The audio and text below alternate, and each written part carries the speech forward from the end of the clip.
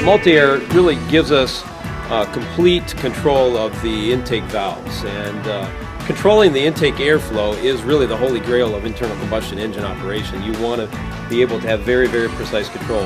And what we've done is, with the MultiAir technology, it essentially take a dual overhead cam engine, throw away the intake camshaft, and replace it with what we call the MultiAir brick.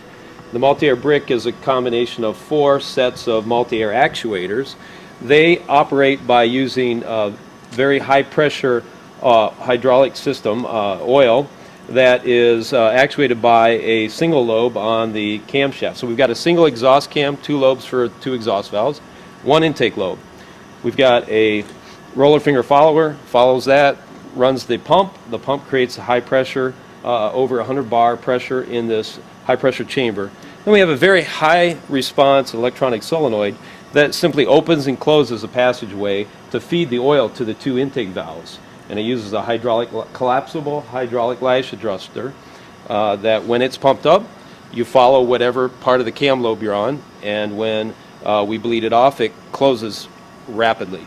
So there's actually 5 different modes of control that we can utilize. So under the high performance conditions, we are following the intake cam profile completely. It's called full lift mode.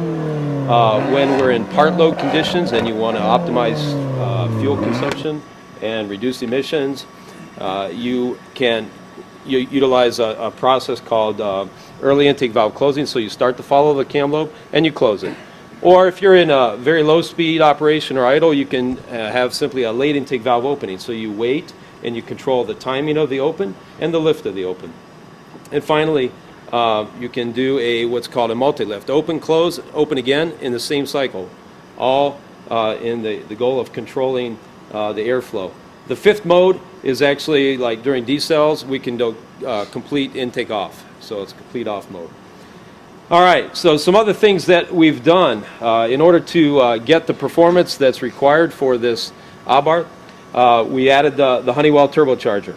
It spins up to 220,000 RPM.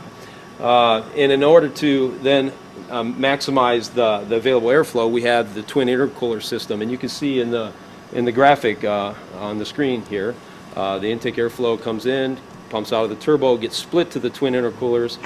Packaging space is really tight on this vehicle, so in order to maximize the amount of performance, we had to have the twin intercoolers. We've got a forged steel crankshaft. We've got forged con rods.